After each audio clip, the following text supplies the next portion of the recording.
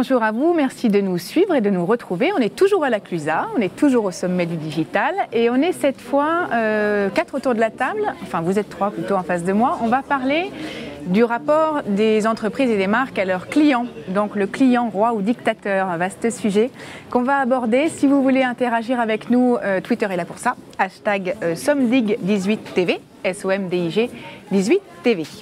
Autour de moi, Ralph Ababou, bonjour. Bonjour. Vous êtes dirigeant fondateur du cabinet PBRH Conseil. Vous êtes cofondateur de la chaîne Columbus Café et auteur de plusieurs best-sellers, dont un sur la table, dont un peut-être futur best-seller. Parmi les anciens, le service client pour les nuls et aujourd'hui le service gagnant 3.0. 3.0. Tout à fait. À votre côté, Jennifer Cataldo, vous étiez Digital Strategist Manager de Vinatis. Vous en êtes aujourd'hui CEO et CMO. Vinatis qui est donc aujourd'hui le meilleur site français de commerce de vin et de liquoreux. Tout à fait, et champagne. Et champagne. Bonjour. Voilà, bonjour. Didier Ménard, bonjour. Bonjour. Vous êtes directeur marché Pro PME chez Orange. Tout à fait. C'est bien, donc on a en plus un vaste spectre dans les clients qui vous entourent. Pour commencer justement, puisqu'on parle de client, roi ou dictateur, moi je me pose une question, c'est on entend consommateur, on entend shopper, le client est devenu à la fois tout et n'importe quoi. Est-ce qu'on dit encore client?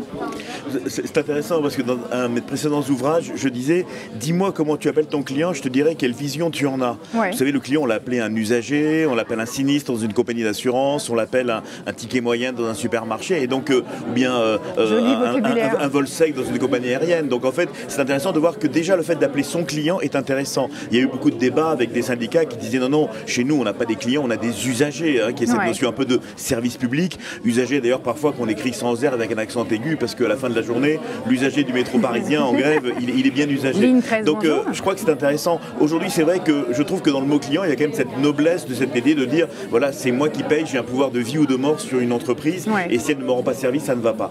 Maintenant, pour terminer, je dirais qu'on passe de plus en plus aujourd'hui, puisque j'ai étudié mon livre Service Gagnant 3.0, les plateformes digitales, les Uber, Airbnb, en fait, où on est un membre. En fait, on est dans un échange. Par exemple, dans un Uber, vous notez le chauffeur, mais le chauffeur vous note également. Donc j'aime bien cette notion d'un échange. Sur Airbnb, c'est pareil, je vais noter la personne qui me reçoit, mais moi aussi je vais noter si l'autre était propre, sympathique, etc. Donc je trouve que c'est une évolution de cette notion d'échange, et dans une relation commerciale, il y a quand même un échange, il n'y a pas qu'un fournisseur, il n'y a pas un maître, un esclave, mais on est dans cette relation. Donc j'aime bien le mot de membre qui est intéressant. Jennifer Cataldo, comment appelez-vous vos Alors justement, moi j'aime bien cette notion de consommateur, comme vous l'abordiez, parce qu'aujourd'hui, on parlait de ça tout à l'heure, mais effectivement, les cycles sont beaucoup plus courts sur les retours clients, et ça permet à l'entreprise de revoir ses process internes, d'analyser les points bloquants beaucoup plus rapidement qu'avant, et ça c'est un vrai partenariat finalement avec le client, de par ses retours. D'accord. Moi j'aime bien le terme de consommateur. Didier Ménard, vous travaillez avec une cible de clients particulière en plus. Oui, avec des clients professionnels, donc les clients des entreprises, donc pro et PME. Donc pour nous en fait le client il a évolué bien évidemment. Donc est-ce que le terme client est encore le bon terme? Ce qu'on voit, c'est que le client maintenant est un client un peu noteur, évaluateur, qui donc a un rôle différent. Un peu juge. Voilà, qui est un peu juge. Et on est moins dans une relation de vente, mais plutôt dans une relation aussi d'achat. C'est aussi un acheteur, plus que un job on lui vend quelque chose. Il est très très informé et formé quand il vient sur nos plateaux téléphoniques ou sur nos points de vente. Donc la relation est très différente. Mais c'est un partenaire, puisque c'est lui qui nous donne de manière assez directe le retour de son expérience. Et donc il participe à la construction de l'expérience client. Donc, très bien. Ça fait déjà, en termes de mots, on a déjà 4. Je reste un tout petit peu sur la terminologie. En fin d'année dernière, Yves-Paul Robert, qui est une des têtes de la com de crise d'Avas, a publié un bouquin chez Pion, justement, qui s'appelle le consommateur despote, ce que je trouve assez fort comme terme. Est-ce que pour vous, on en est à ce niveau des choses? Est-ce qu'on a affaire à des despotes? Je dirais qu'on a souvent parlé du client roi. Ouais. C'était une notion traditionnelle du client roi. Récemment, on a parlé d'une client dictateur parce qu'effectivement, il note, il a ce pouvoir. Et moi, dans mon dernier livre, je dis il est devenu un dieu tout-puissant.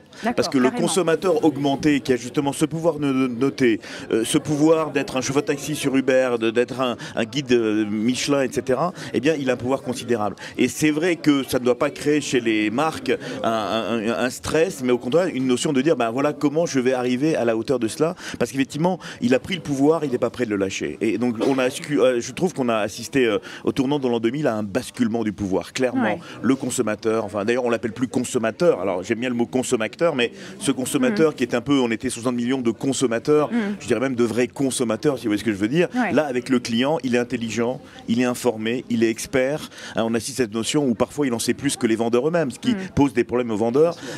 Donc voilà, je trouve qu'il y a une richesse, il y a une noblesse qui est vraiment intéressante. Et il est dans une période de pouvoir d'achat complexe, eh bien, il sait qu'il a un vrai pouvoir et il l'utilise. Jennifer, vous alliez rebondir. Bien, donc sur ces notions de client despote, client roi, je trouve que ça enferme quand même l'entreprise et toutes ces notions dans des notions qui sont peu positives, comme on le disait.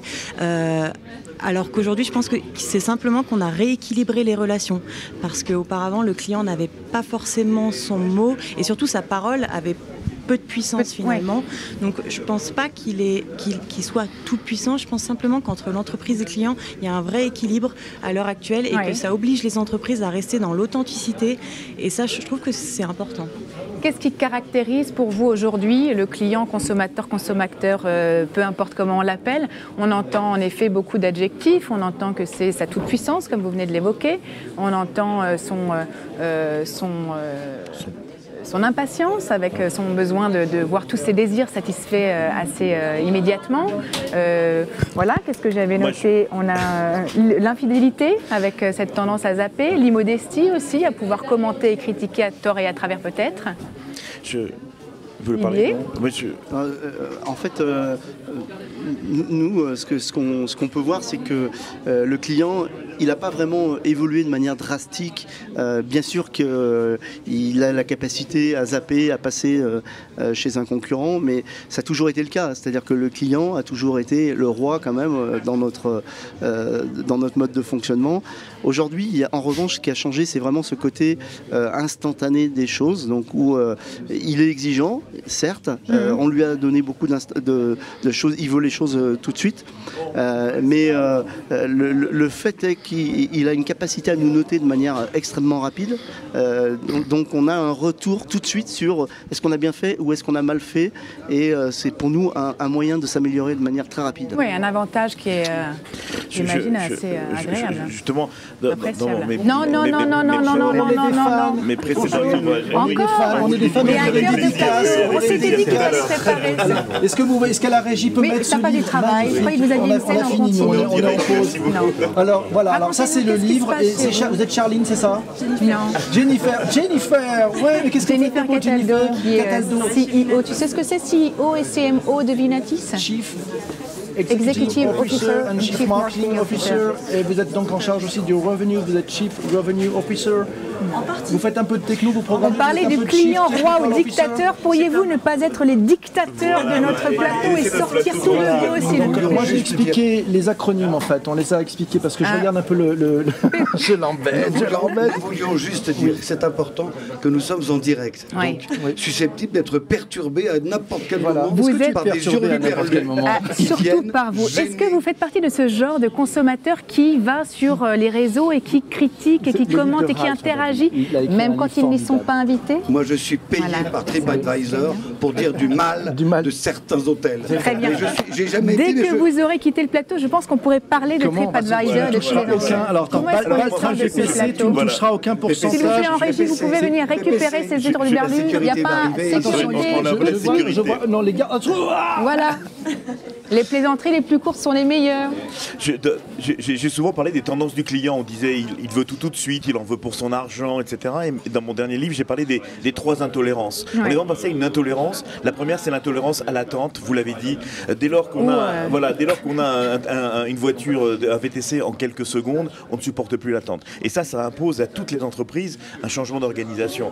Deuxième intolérance, c'est l'intolérance à l'effort. Hein. La période où on allait dans une barre de recherche pour dire je cherche telle ou telle chose est terminée. Maintenant, on le voit bien avec ce qui s'est montré au sommet digital. C'est le net qui va vous dire tiens, peut-être que vous allez aimer ce livre, peut-être que vous allez aimer cette ville pour passer un week-end, etc. Donc on vient nous le proposer. Et troisième intolérance, c'est l'intolérance à la standardisation. Aujourd'hui, le client sait que les entreprises possèdent des datas sur lui, des données, et on n'a pas besoin de répéter 52 fois, remplir pour la énième fois le formulaire, ça devient insupportable. Et on apprécie le fait qu'on nous connaisse, qu'on sache qui on veut, qui on aime. Hein, bien sûr, il y a un grand débat sur la donnée, mais c'est ça. Et donc on est passé effectivement à cette notion d'intolérance. Enfin, quand on parle du gluten, les gens intolérants au gluten, ils ne le supportent pas et ça les rend malades. Eh bien, je pense que le consommateur, il est passé pareil dans cette notion de attendre est devenu insupportable. Au point que les entreprises traditionnelles doivent s'adapter à cela. Est-ce que c'est vraiment la société qui est devenue comme ça, ou est-ce que c'est pas simplement parce qu'on lui a donné les moyens d'exprimer ce qui a toujours été? Vous savez, dès lors que vous avez vu que vous pouviez avoir un chauffeur aimable dans une belle voiture avec une bouteille d'eau qui arrive rapidement et qui vous ne charge pas des frais d'arrivée, eh bien vous découvrez autre chose. Et les autres entreprises, soit elles s'adaptent, soit elles disparaissent. C'est tout. C'est juste par rapport à la notion de concurrence. Et ces entreprises, ces digital native entreprises, effectivement, qui s'expriment sur 1 cm² sur l'écran d'un smartphone, elles n'ont pas d'autre choix que d'avoir une user expérience, une expérience client extraordinaire, sinon elles n'existeraient pas. Et elles sont parties, justement, on l'a bien vu, de toutes les intolérances du client, de ce qu'il ne supporte plus. Et quand vous les transformez, et ce qui est intéressant, c'est que les entreprises traditionnelles, les grandes entreprises de taxi, ont fait des progrès considérables et disent merci Uber, vous nous avez aidés à nous rendre compte de ce qui n'allait pas. Et aujourd'hui, l'appli G7, je peux vous dire qu'elle est bien meilleure que celle de Uber, parce qu'ils se sont rendus compte qu'on ne pouvait plus continuer comme avant. Ça challenge, ça remet en cause et c'est intéressant. Et toutes les entreprises peuvent remercier. Donc, je voulais juste apporter peut-être un témoignage un peu différent, parce qu'effectivement,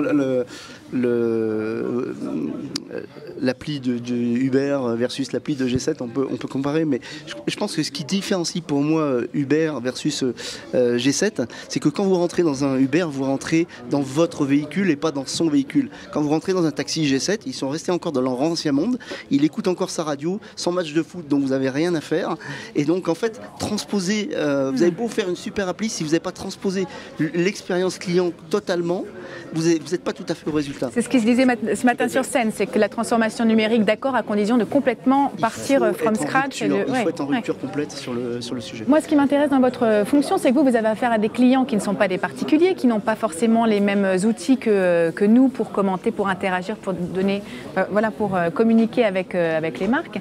Vous ressentez de la même façon l'évolution de la relation? C'est la même chose, parce que les professionnels sont avant tout des particuliers. Ils utilisent des applications dans leur vie quotidienne, et donc dans leur vie professionnelle, ils veulent des usages aussi qui soient disruptifs.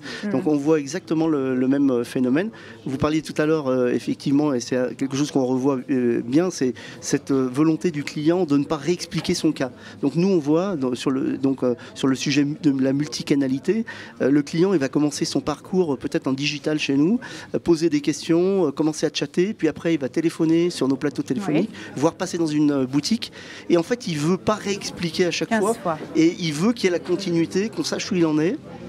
Et il n'est pas donc dans un schéma monocanal. Il a omnicanal. Et donc il y a un autre phénomène important qui est un peu un challenge pour nous à gérer, c'est cette notion de pouvoir à n'importe quel moment interagir. Le chat, c'est peut-être à 10h du soir quand l'artisan rentre chez lui, il a du temps pour chatter, et il faut qu'il y ait une réponse instantanée à ce moment-là. La temporalité, on y revient. Tout à fait. Moi, ce que je trouve intéressant sur la gestion des données, finalement aussi, et des datas, c'est Milibou, qui est cette boutique qui a ouvert à Paris en communiquant à ses vendeurs toutes les données clients qu'ils avaient en stock, et qui a fait marche arrière parce qu'ils se sont quand même rendus compte que, oui, sûrement les clients avaient envie de personnalisation, qu'on les connaisse, qu'on les reconnaisse, mais n'avaient pas forcément envie que justement toutes les données du SAV soient transmises et qu'on les connaisse à ce point-là. C'est quand même du coup assez compliqué de gérer toutes les données dont vous disposez aujourd'hui, d'en prendre compte sans pour autant, comment est-ce que vous prenez par exemple vous chez Vinatis? Sans pour autant être trop intrusif, effectivement.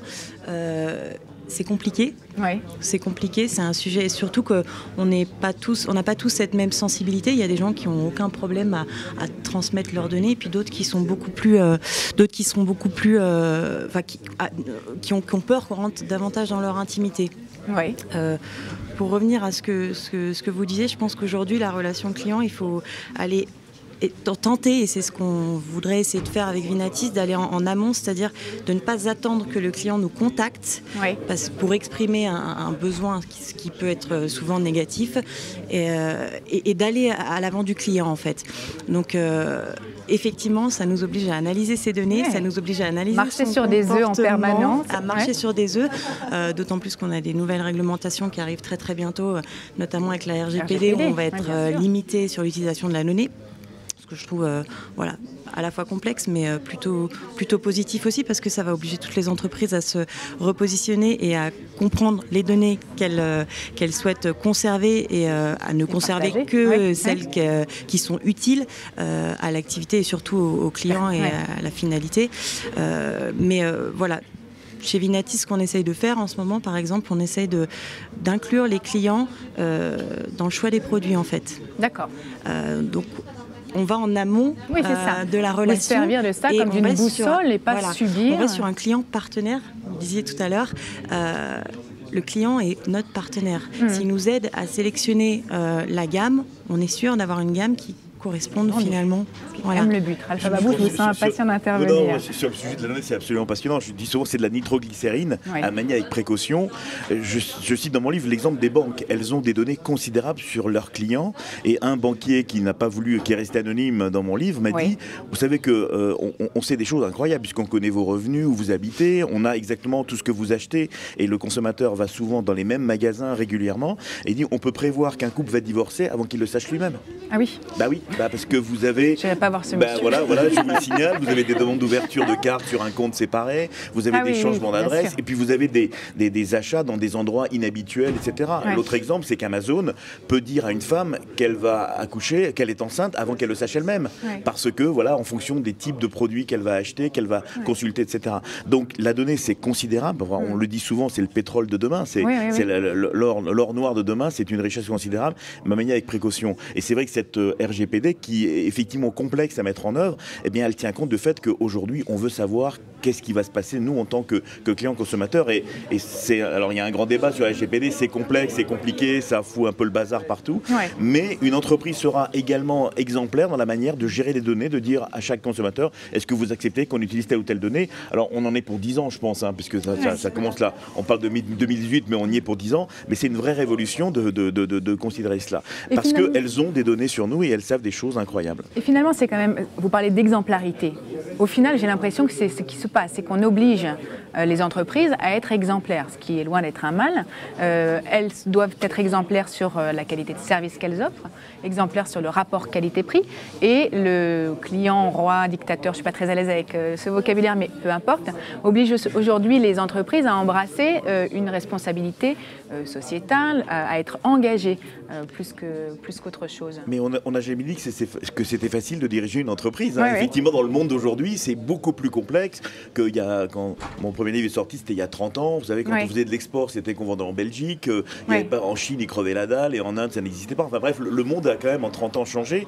Internet permet de savoir exactement ce qui se passe, alors qu'à l'époque, il n'y avait que les médias ou les politiques qui pouvaient donner des informations. Donc c'est vrai que le monde a changé et personne n'a dit que c'est facile de diriger une entreprise ni de faire du marketing. Mais comme disait Didier Ménard, on a aussi aujourd'hui beaucoup plus... Moi je dirais rien du tout, à part ma propre...